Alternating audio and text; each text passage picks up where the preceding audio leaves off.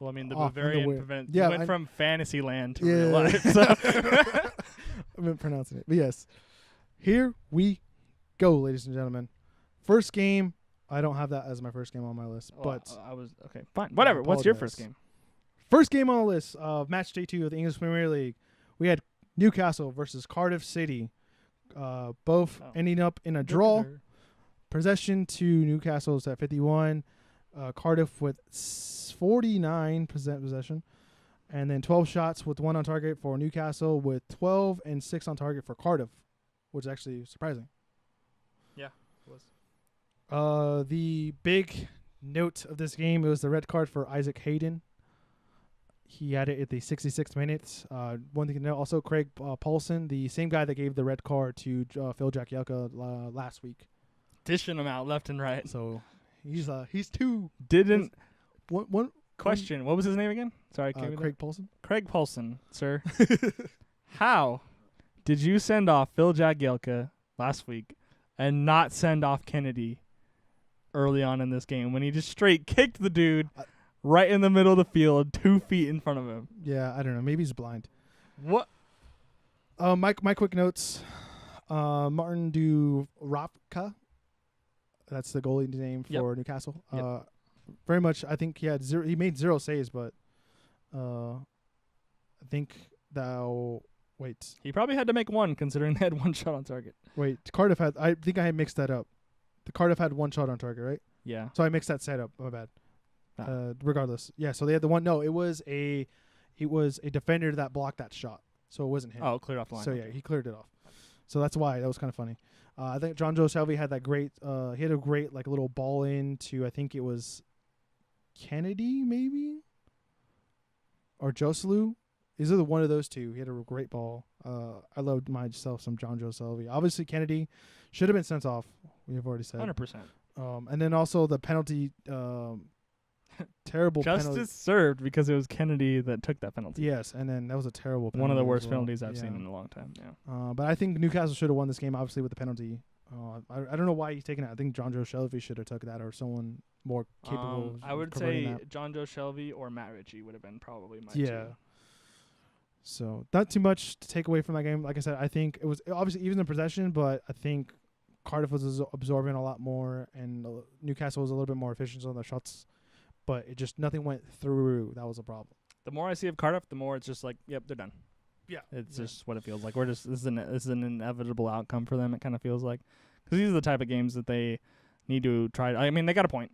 Yeah, but I mean, they got to beat all the mid to bottom teams, as many of them as they can, and 1 shot on target over the course of 90 minutes against a relatively weak Newcastle side. Well, this Newcastle side it's a terrible start to the campaign. First off, so whatever is going to be said, regardless, I still think Cardiff's the signings they made have not. I don't think they're not going to stand the test of time. Yeah. So, but Newcastle should have got the 3 points. Literally, let anyone else take that penalty. Let DeAndre Yedlin pop out there on crutches and take that penalty. He probably would have scored. So they're going to be, they think maybe themselves a little unlucky, but I think they'll be able to bounce back. Rafa Benitez got to organize that. Right. Yeah. Ready? Yep. Moving on. West Ham United versus Bournemouth. Bournemouth were the victors in this game. 2-1. Manuel Pellegrini, what are you doing? West Ham did take the lead with Arnautovic taking a penalty in the 33rd minute. And then Callum Wilson getting a goal in the 60th, and then Steve Cook in the 66th. West Ham did have possession, though. It was 61% over 39, with 11 shots and 5 on target for them, and then with Bournemouth with 12 with 5 on target for them. It was a bit of a change from last week because they started Chicharito and Arnautovic up top, which was different. Different formation with different shape. But I think still the tackle on Chicharito was a little sloppy. I forgot who took or who slid in for that. It was either Cooks or the guy next to him or something like that. I don't remember who tackled him. That was a pretty sloppy tackle. Just like Chicharito is a really good actor as well. Yeah. But regardless, you shouldn't go in like that. Callum Wilson's goal was pretty lit. It was. Twas lit. My words to describe it was majestic. Yeah. It was nice. Very nice goal, beating 3 defenders and the keeper. Similar to what the next goal or one of the goals that we were going to talk about later on. I know what you're but also, like, a great team goal was the last goal with a set piece to Stephen Cook. I forgot who centered that ball in. I almost said Arter, but he's gone. I think it was Fraser. There you go. Fraser, Yeah.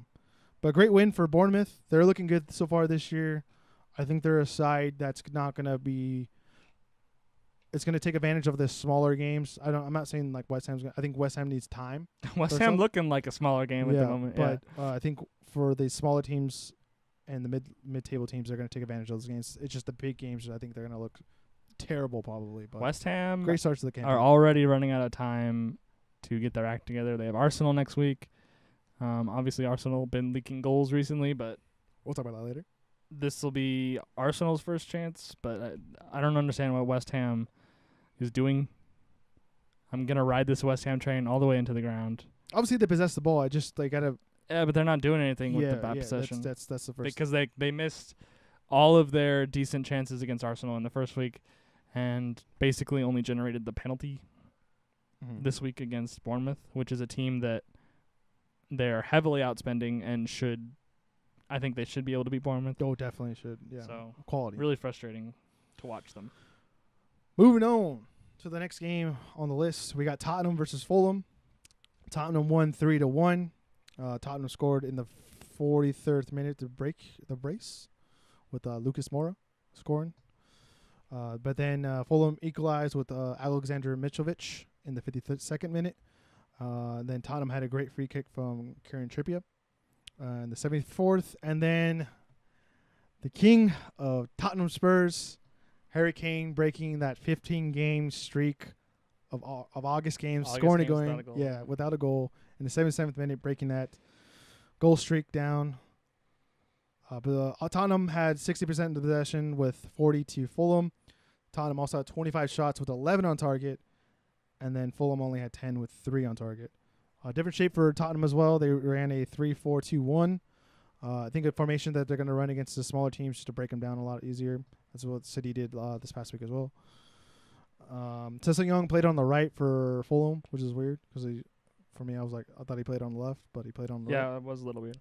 Then also Lucas Moura missed a goal in the beginning of the game. It was kind of somewhat of an easy header. It's kind of 100% sure to score, especially compared to his goal. The first goal for Spurs was a great finish and off the post, like curling shot on his left. But that compared to the sitter that he missed in like the 6th or 7th minute, he definitely needs to be putting those away. And those are the kinds of chances. We'll talk about one of the bigger games this weekend in a little bit. Those are the kind of chances that you need to put away regularly. I think Lloris had that save on Mitrovic, like he was like on his knees, trying to get that goal. And then, it was Mitrovic, and then Mitrovic scored like on his knee. And he kept on playing with that ball. Like jumped for the ball, missed, and fell to the ground. And then the ball happened to just land. Sessegnon completely Sessegnon had a tap in of his own, completely botched it, but it went right to Mitrovic, and he pushed himself up off the ground and headed the ball in the back of the net. But Sessegnon 100% should have scored that as well. Yeah. But a great effort though for Mitrovic staying with the play. Yeah, for sure. Trippier with a sublime. Oh my God, that free kick was perfect for beautiful, not terrible. Yeah. And then a great run from Lamela to give Harry Kane his goal for the week. And a good finish into the bottom right corner. Tottenham looking like Tottenham. My Manchester United Red Devils. We'll find out next week what Tottenham looked like. Yeah. Moving on. Everton versus Southampton. Everton winning 2-1. Breaking the goal difference in the 15 minutes with Theo Walcott. And then Richarlison adding another one in the 31st. With Danny Ings getting his first goal at Southampton in the 54th. I was very happy that he scored that goal, even though he should have had another one before. Yeah, he should have. Possession-wise, Everton had 58% of his all to Southampton's 42%, with 13 shots with 7 on target for Everton, and then 15 with 4 on target for Southampton. Everton did score 2 goals off of set pieces, which is interesting. I think even last week, besides the second Richarlison, both the 2 goals they scored last week were set pieces. So set piece kings right now at the moment. And then Danny Ings hitting the crossbar. No, wait. Yeah, he hit the crossbar on that. The first one, right? Mm-hmm. Okay, that's why I pinned my notes. I hit crossbar for some reason. Oh, and then also Theo Walcott whiffed on another goal as well. Yes, he did. So, showing why he's no longer there. So. I think one thing for Southampton in this game, I think their marking should have been a lot better. Obviously, set pieces, and then also the factor of just taking advantage of that. I think they're really just missing Virgil van Dijk, and Yeah. that's the type of person that makes the difference in set pieces. I think they ran a 4-man back in this game as well instead of the 3-man they did last week. No, they didn't. Yeah, 4-4-2. Yeah, so interesting. With Hoyt and Stevens in the middle, McCarthy in goal. So yeah, it was. I think not at all an unexpected result. I think Everton were the better team and deserved the 3 points. There were definitely a couple shaky moments defensively for both teams throughout the game that'll need to be sorted out. But yeah, Everton keep rolling. Everton 6 points. 6 points, 4 goals so far in 2 games. So good on them. Yeah, especially against these lower end teams, they need to be able to score those points to keep it on the top 6 if they want to. Yeah. Moving on, Leicester versus Wolves. Leicester won 2-0. I did have Wolves in this game, but didn't pan out right. Matthew Doherty. Doherty? Is it Doherty? Mm-hmm. That's how they say that?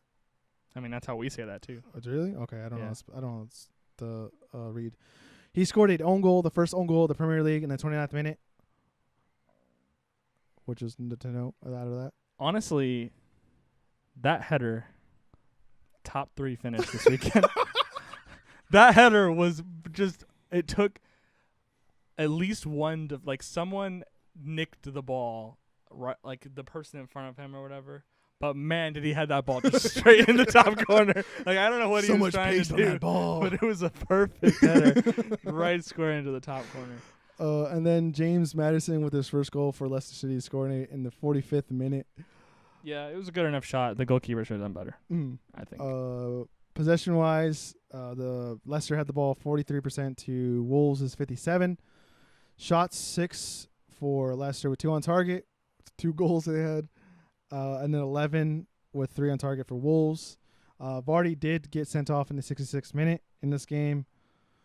But regardless, I thought the beginning for Wolves was very active, very much like what we're going to see a lot from Wolves. Yeah, I think Wolves were mid-table to lower-end teams. Yeah, I think Wolves were really unlucky. Just kind of throughout the game, I think they were the better team. They were the more creative of the two, the more energetic of the two. So far, it's been really entertaining watching them. I think it's once they start to play less like they're not playing. Once they don't play like a Leicester City or Everton, once they play like a Huddersfield or Brighton, you'll really see how. I think you'll see them score as many as some of the bigger teams will, because they're taking a risk. Yeah. But regardless, Madison's goal was a deflection, so that kind of was unfortunate, I guess, for the goal. Oh yeah, that's right. I must have been thinking of another one when I said the goalkeeper should have done better. I apologize to the. And Vardy's challenge was a schoolboy challenge. It was like, what? Yeah, he slid, like, got the ball, I think, but just like completely annihilated the guy. And same with today with there was a challenge today that we saw. It was Van Aanholt got a red card. Oh, not a red card. No, that was last man. Yeah. Moving on, Chelsea versus Arsenal. Chelsea won this game barely, 3-2. Pedro leading or getting the first goal in the 9th minute, with Morata 11 minutes later in the 20th minute. Mkhitaryan then scoring in the 37th, and then Iwobi scoring in the 41st, and then Alonso getting the game winner in the 81st minute. Chelsea had 61% in the possession with 38 to Arsenal. 24 shots for Chelsea with 11 on target, with 15 with 6 on target for Arsenal. Basically, like a decently good shootout game right there. Oh yeah, for sure. I call this game Wiff City. If you like to call it. Yeah. Iwobi missed one. Mkhitaryan missed one. Bame missed 2. Just cluster of. I mean, Arsenal could have very much won this game, but then very much could have went the other way as well. Regardless, I mean, like the way it went. I did like Mkhitaryan's first goal. Oh yeah, nice finish. Very nice bottom finish. Left corner. First time bottom left corner. Yeah, Bame playing sloppy. I think Chelsea had a decently hard time defending crosses is what I'm noticing as They well. But I think both teams really got lucky in this game, regardless of the result. Yeah, I don't think it was an entertaining game for neutrals. Just like a lot of action on both ends constantly, basically because there was no defense. On the Arsenal side, obviously they were very wasteful. They could have easily put 6 or 7 on Chelsea if they'd have taken all. They missed basically 3 of the exact same chance of like switching the ball out wide right, cross, like cutting the cross back to the penalty spot and then over the crossbar. Like they missed that exact chance 3 times. So that's going to be concerning for them. I don't know what Unai Emery is doing. He basically, I think he put out the same side that lost to City. No, Monreal is a change, and then because he still had Guendouzi and Xhaka and Ozil on the right. Iwobi started up top instead of Iwobi was Ramsey. out. Yeah, and okay. he put Ozil in the middle with Mkhitaryan on the right. So Guendouzi seems like he's going to be a good player, but especially alongside Xhaka, like there is no cover for the back 4 in that team. You cannot trust Mesut Ozil to come back. Mkhitaryan was beaten on the right for the Morata goal. Oh no, sorry, for the Pedro goal. Well, I think right now for Mesut Ozil, I think he has like 0 chances created for the first 2 games. He's a passenger right now in that Yeah. team. So that's going to be a concern. I just don't know. Like I feel like they have a new manager, but it's the same exact Arsenal. Like I don't understand this team selection. Yeah, the team selection, but I think they did a little look a little bit better with the changes. I like the Iwobi out wide, added pace and added just making runs. I think Torreira needs to start over Xhaka. I think. Yeah, just to add cover. It seems like once he got into the game, they not started to take control, but they were able to keep shape and then be able to protect the back line a little bit more. Just the Alonso goal was unfortunate because Eden Hazard created that chance. Yeah, on the Chelsea side, very lucky not to be like 4 or 5 goals in on if like going into halftime. I think Pedro and Willian are really going to benefit from Sarri's new system, and that's shown. So I mean, Pedro with 2 goals so far already. It was a good finish from Morata, that 1-on-1 with Mustafi, and then beating Petacek. I'm worried. Goalkeeper, I understand that Kepa's young still, but I couldn't help but think for both of the Arsenal goals that Thibaut Courtois would have saved both of those, especially the first one, the Mkhitaryan one. And then, being able to bring Eden Hazard off the bench, he's still a game changer for them. Like, they are a completely different team with Hazard on the field. It just shows how much they can't afford to lose him. Well, I think, too, the thing to note is, like, he seems better when he comes off the bench than when he starts, it looks like, to me. Well, I feel like we haven't had the opportunity to look see him in Sarri's system. Regardless, we'll see what happens. Maybe if he might be the early game changer. Another thing that's worrisome, if I were a Chelsea fan, is that I don't think Sarri has the right midfielders to do what he wants to do. Because Conte and it was Conte, Jorginho, and Ross Barkley. I don't know why I said Barkley. In a midfield 3, but like Conte he was not really the holding midfield. It was Jorginho, and so Conte was pushed a lot higher than we're used to seeing him. And I don't necessarily think that he possesses the quality. Like at a minimum, I would switch Conte and Jorginho. I think Jorginho being left alone in defensive midfield is going to create problems for them. Or maybe it's Sarri trusts Jorginho more than Conte at the moment, which makes no sense. But I guess. But like Conte is not suited to push forward the way that Ross Barkley is, but Conte isn't. And so like it's really weird seeing him so far forward, like pushing into the box. So like I think they need to at a minimum switch Jorginho and Conte, because Conte is one of the best center defensive midfielders in the world. Yeah, and he would add protection in front of that back line as well.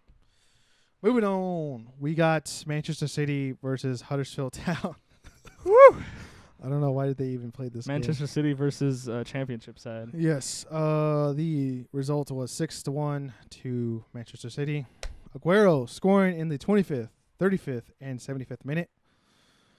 Gabriel Jesus scoring in the 31st. David Silva scoring in the 48th. Congolo, right? So Yep. Had an own goal, which would be the second own goal of the year, in the 84th minute. And then I forgot his first name, but Stakovic John Stankovic scored in the 43rd minute. Manchester City possessed the ball 77 to 23%, which was held with 32 shots with 14 on target, with Huddersfield having surprisingly 5 shots with 1 on target. Aguero was a man with boys in this game, I felt. Just the mistakes in the first 2 goals. Or no, it was his first and third goal, I think. The first goal was the goal kick. The second goal, the goalkeeper dropped the ball. Yeah, second goal was that. Okay. Yeah. And then third goal was like a tap-in, basically. But like the marking I'm was... trying to remember what the third one was. I don't remember the third Yeah, he had like goal. the one where it came in like where you just hit it behind his foot. Oh, yeah. It was just like, where's the marking on it? It was across from Mendy. Yeah. Yeah. But yeah, I think Gabriel Jesus had a lot of composure on his first goal, or this goal, and the first goal of the year. Great goal for him. First, David Silva's goal, the wall didn't even jump for him. Did you notice that? It's because you don't jump in front of royalty. I guess, but the wall didn't jump. I don't know. Maybe that might have changed the outcome of that goal. Yeah, like I honestly think it may have been Huddersfield, but there were 2 times. Kevin De Bruyne not being here, he's the one that did it both times. But we had 2 free kick goals last year going under the wall that jumped. So I think that like people are a little bit hesitant. Okay. Yeah. But still, I think one guy he barely jumped, but then they were like, "Oh, damn it, we should have jumped." It was a great free kick. Yeah. I mean, yes, the wall didn't jump. I'm not sure. I'd have to watch the replay again to know like if the jumping would have made a difference. Yeah. But it was straight into the top corner. Good finish from him. It was his first game of the year. He didn't play any of the preseason. Did not play the Community Shield. So it was great. I think especially the first half, he was completely running the show. I was surprised at how fluid everything was. Well, I think he's going to be taking over the somewhat of like De Bruyne's role. And taking over for sure. But I mean, just like I'm surprised that that we were this smooth. Like I didn't expect for like a month or so at least. Well, like I thought because the formation you guys ran was a 3-5-2. Yeah, basically. So a lot of pinning back the fullbacks in that kind of formation to be able to ESPN has it listed as a 3-1-4-2. With Fernandinho holding and then everyone else forward. Okay, well, regardless, still, you're able to push 6 guys into the box, basically. A couple changes that I would make. Gundogan has to go. It's not going to work. I think I would much rather see Phil Foden in central midfield than I would Gundogan. I think he's a decent enough passer, but he's been giving the ball away a lot this season. Couple of touches getting away from him. I just would like to see Phil Foden get that playing time. Bernardo Silva had a great game. David Silva had a great game. Obviously, Aguero and Jesus were both playing really well. And still, like, they really don't play together all that often still, even though it's been, like, a year and a half that they've been together. Yeah, I think Sané had a great run. Unfortunately, ended up as his own goal. But I think there's nothing new what we learned about City in this game. We just knew that they are able to break down teams. And that's what we expected from a City team like this and a side like this. Yeah. Moving on. Burnley versus Watford. Burnley unfortunately went down 3-1 to Watford. Andre Gray scoring in the 3rd minute real quick. But Burnley responding real quick with James Tarkowski. Tarkowski. Tarkowski. Tarkowski. Okay, my bad. Sorry. But anyways. I'm just saying. That's what it says. I don't know. I thought it was pronounced that way. I don't know. Okay, whatever. 6th minute, they score. Watford, Chordini getting a nice little ball in off of it was like a miss shot or something like that, I think, in the 48th minute. And then I think it's Will Hughes. Yeah. Because I didn't write his first name. In the 51st minute. Burnley getting 58% possession to Watford's 46-2. 8 shots with 3 on target for Burnley, with 9 with 6 on target for Watford. Burnley, yeah, I think their goal was a Burnley goal. It's a set-piece goal. I think we're going to see a lot of set pieces. Yeah. They're going to take advantage of those. But regardless, Phil Hughes, his foot is a laser. But I think these kind of wins for Watford, my voice cracked, are going to be kind of what Watford does against the lower end. I like what they have going forward with Dini and Gray. Yeah. And then Pereira. They run like a 4-2-2-2. Yeah. Basically. Yeah. So yeah, they a lot of balls crossed into Gray, and then Chordini coming in and cleaning up stuff. 2 big mistakes for the last 2 goals. I think the way they set it up they gave the ball away for Hughes' goal, and then Hughes got that free shot in. The Chordini goal, not being able to clear that ball or to get possession of that ball and scoring. Disappointing for Burnley. I think personally that they played better than the results, than like the scoreline shows anyway. But yeah, it was a good win for Watford. Did I add an N to Darwinski? Is that what it did? There's not an N in the. I added it in. Yeah, you did. Okay, I don't know how to read. Yeah, it's all right. Go ahead. So yeah, I just think like it was a good win for Watford, and I think that they've found a system that's working pretty well for them with that 4-2-2. Yeah, I think formation. I don't know if they have the depth for it, but they definitely don't. They don't play in Europe anyways, but they'll be able to use this kind of formation and tactics against the smaller end teams. Yeah. Or the mid-table teams. So it's basically the same setup that we saw against Brighton. They beat Brighton 2-0 last week. So Pereira wasn't as active. Decore, I think, is a big player for them. I think there's some stats that we'll get into at the very end when I say leaders, but I think he's on one of those. Okay. The best game of the weekend. The most embarrassing game to watch. Brighton versus Manchester United. Brighton winning 3-2. Glenn Murray scoring in the 25th minute. Shane Duffy scoring in the 27th. Romelu Lukaku scoring in the 34th. Pascal Gross in the 44th. That B is apparently it's a 2 S. It's a double S. Yeah, it's a double S. I didn't learn that till like late last year. Yeah. And then Paul Pogba. Oh no, Gross scored on a penalty, and then Paul Pogba scored on a penalty in the 95th minute. Yeah. Brighton had 33% possession, with Manchester United having 67. 6 shots with 3 on target for Brighton, and then 9 with 3 on target for United. My personal, obviously I'm a United fan, my personal thoughts of this game, just the way it seemed like, I've seen some people talk about how it's like Chelsea in the third year, the last run with Mourinho kind of felt like. Martial played like the first like 8 minutes and then just turned his switch off. Mata was just out in the middle of nowhere, and like it just seemed like a mess already up top. And then Lukaku should have scored in like the 10th minute, I think, or 8th minute. Yep. I think Glenn Murray was somewhat of a different. I think he really annoyed that back line, and then also he had a really nice cheeky little goal right there. That finish was really nice. Caught David De Gea off guard. I think regardless, he needs to work on the defending on crosses, maybe communicating a little bit better. Duffy's goal was just like a goal where nothing but chickens with their heads cut off, kind of felt like just too many pinballing, and then like it was like, it was like a failed clearance. The ball came across the box, a like loose shot that went straight to a teammate, and then he controlled it and then put it in the bottom left corner or something like that. Something crazy. Yeah. Put a man on the post. You don't have that problem. Just saying. Yeah, the penalty given up by Bailly was just like, where is the positioning going on in that? Like, Murray was just like clear into space. I obviously knew he had to make the tackle. Obviously, that was his decision. But like, why was he in that position in the first place? Yeah. And he was still going like kind of away from goal as well. Like that last. Well, obviously he touched the ball out in front of him when the tackle was coming, but like he touched that ball and like it was gone. Like he wasn't gonna keep it in.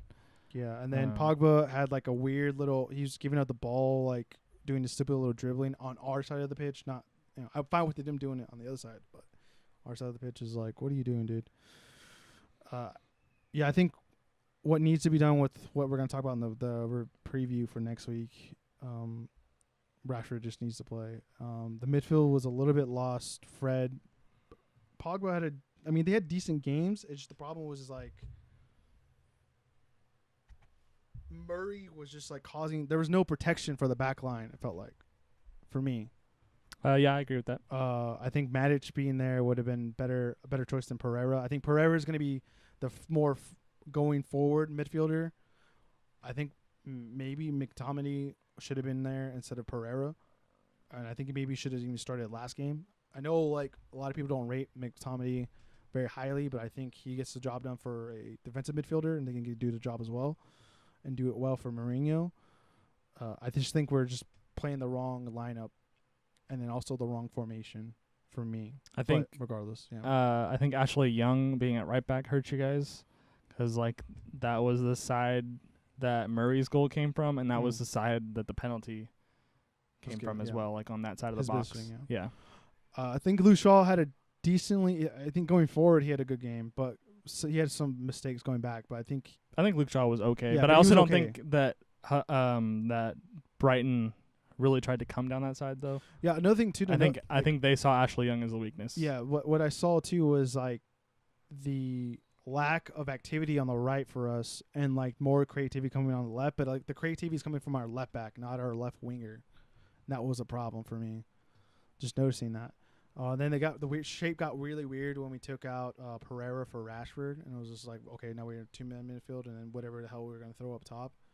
Like there's too much going on, and then Lingard in for Mata, which I think Lingard probably should have started over Mata. I think, yeah, we'll talk about that going for the preview.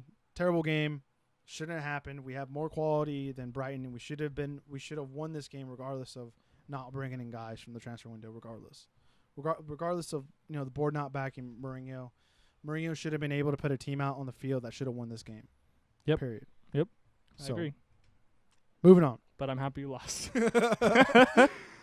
Last game, which we just watched earlier today, Crystal Palace versus Liverpool. I applaud Crystal Palace. Crystal Palace had a great... I thought they had somewhat of a great game. They had a great 75 minutes. Yes. Until the red card. I think they had even being 1-0 down like right before halftime, I think they had a great game for like 75 minutes. Yeah, so Crystal Palace obviously lost 2-0 to Liverpool. 37% possession to Crystal Palace, 63 to Liverpool, which I think Crystal Palace used created a lot of good chances in that 37% and used the ball resourcefully in that 37%. 8 shots with 2 on target for Crystal Palace, 6 with 6 on target for Liverpool. James Milner got a penalty goal in the 45th minute right before half. And then Sadio Mane got the goal at the 92nd minute. Aaron Wan-Bissaka, who I thought had a decent game. Yeah. Up until the 75th minute where he had to make that challenge, and unfortunately, he caught leg. I really don't even think there was really that much contact there, but it was a foul, and Mo Salah went down, so he was last man. I mean, sometimes like some people rate that being an automatic red, so it's just last man. It's unfortunate. Yeah. I don't necessarily disagree with the red card like at all. Yeah. Like he was last man. It's just I didn't really think it wasn't like at all a particularly hard foul or anything like that. It was just it was a foul, and he happened to be last man. Regardless, Crystal Palace, I thought organized. They played like they did last week, just a straight counterattack, being resourceful with the ball. Like I said, I really like Benteke or what is it? Zaha, Benteke, and Lennon. Townsend, not Lennon. Lennon doesn't play for them. Lennon plays for... No, it's not Townsend. It's Lennon. Is it? Lennon plays for Everton. Real? Oh, my God. Am I terrible? Oh, wow. Okay, Townsend then. They're like the same player almost, but anyway. They are basically the same player. Townsend, my bad. I wrote Lennon. That's why my bad. I thought, well, Townsend's shot.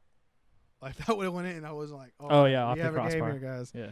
But I think, Crystal Palace played great in the first half up until the penalty. And then they obviously had to play 10 men, and then they were just getting worked, unfortunately. But I think, Crystal Palace, has a lot to offer. Even forward. with 10 men, they were managing. Yeah, against the Liverpool side. Right, yeah. I think this was a really good, encouraging performance for Crystal Palace. They were just lacking that, like, if they could have nicked a goal, I think they could have completely, especially, like, early, like when Townsend hit the crossbar. If they could have nicked a goal then, I think they could have really turned that game on their head. It would have been like it would have put a lot of pressure on Liverpool. Someone else had, someone had a shot on target for them as well. That was like, but Allison saved it. I forgot. It was at the near post. I remember. Yeah. I remember like the shot at the near post, but I forget who took it. Yeah, but I mean, they were creating chances. They, like I said, they have a lot going forward. Had a couple of close headers too. They still have Mara on the bench who played a little bit at the end of the game. So I think, looking forward. Crystal Palace, I believe maybe they'll be able to decide to get out of that side of the relegation zone. I think against the smaller sides, they'll be able to use this counterattacking kind of football really well, kind of like Leicester, in a way, how Leicester beat Wolves. But yeah, it's gonna be interesting. Yeah, it will be. Real quick, we're gonna go through player stats. All right. New segment? Goals. Yeah, because I said we're gonna do it last. We're gonna do this. Oh, week. that's right. We're gonna start doing it this week. Okay. Since the second week we have actual Sergio stats. Aguero. So Sergio Aguero has leading the Premier League with his 3. What says 3? 4 total. Why does it say 3? Am I retarded? Did he not score against Arsenal? Did they retract one of those Arsenal that goal? Let me double check. Maybe I'm. For right now on the Premier League app, it says 3. Oh, he did not score against Arsenal. I'm retarded. Okay. Sorry. Well, he has 3 in his second game, and where he scored 3, where he went from 0 to 3. Richarlison's at 3, and then Sadio Mane is at 3. So they're all tied. Oh yeah, that's right. Sadio Mane had a brace last week. Yeah. Benjamin Mendy is top for assists. Sergio Aguero is top for shots. Will Hughes is top for tackles. Trent Alexander-Arnold is top for clean sheets. And Fabricio from Fulham, the goalie. I want to know how they pick that one. No, that one has it's like a tied for everything for clean sheets. It's okay. Yeah, it's like all the defenders. Like what? But he has 16 saves. Fabricio. Oh, okay. From Fulham. Okay. The goalkeeper. Well, yeah, because he was real busy against Spurs. Yeah. John Stones leads the Premier League in passes with 177. Wow. Through balls, Ruben Neves and Jonjo Shelvey lead the Premier League with 3. Crosses. 3? Yeah. Wow. Okay. John Berg Goodmanson, right? Goodmanson, yeah. Goodmanson is leading the Premier League with 21 crosses. I thought that was Pereira, but I guess not. Those looked at it differently. And then what else? Club-wise, Bournemouth leads the Premier League because of alphabetical order with 2 wins. No. Well, alphabetically though. No, they don't have a high enough goal difference. Yeah, but I meant with this win statistic is it's all alphabetical. Because Chelsea's right behind them, and then Liverpool. It's wins, not top of the table. Okay, fine, whatever. Calm down. Losses, Arsenal leads. Hey! Alphabetical order. Man City leads the league with 49 shots. Brighton leads the league. Oh, actually, Brighton, Cardiff, and West Ham are all tied at 44 for tackles. Okay. Chelsea leads the league in 1,378 passes, with Burnley leading the league in long balls with 163. Fair enough. So, yeah, that is what we got for stats. But most importantly, top of the table. Oh, yeah. If you want to go through the best team in the world. Table stands Manchester right City. now. Where is the table? Premier League. Not tickets. No, we can't go. We can't watch the game, unfortunately. I got you, fam. I thought I had first place. Okay. The only team that matters, Manchester City. We got Liverpool in second, Chelsea in third, Watford in fourth, Tottenham in fifth, Bournemouth in sixth, Everton in seventh, Leicester in eighth, Manchester United in ninth, Crystal Palace in 10th, Bournemouth in 11th. Oh, not Bournemouth. Brighton, what the heck? In 11th. Newcastle in 12th, Southampton in 13th, Wolves in 14th, Burnley in 15th, Cardiff City in 16th, Arsenal in 17th, Fulham in 18th, West Ham in 19th, and then poor old Huddersfield is going to get used to that 20th spot. Arsenal already fighting that relegation battle. I think they're going to be fine. They're going to be fine.